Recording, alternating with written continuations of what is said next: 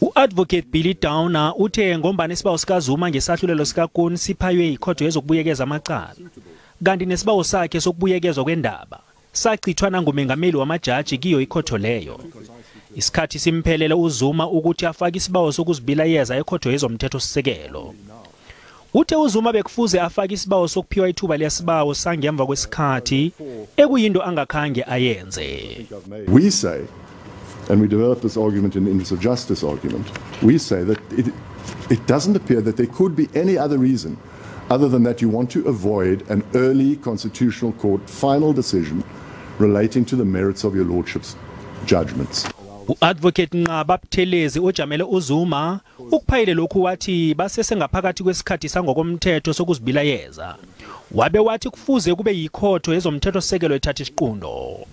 All of these flawed submissions that Mr. Downer makes with respect stem from his not reading the order. Because if you read the order of the 23rd of September, and for the sake of completeness I will, madam, it says the following.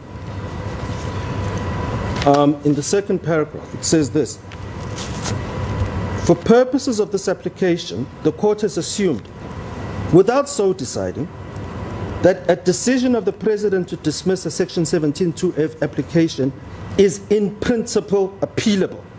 Amagqwetha kaZuma aveze nokuthi angahle alethe esinye isibawo sokuthi uAdvocate Downer azikhuphe kuleli cala.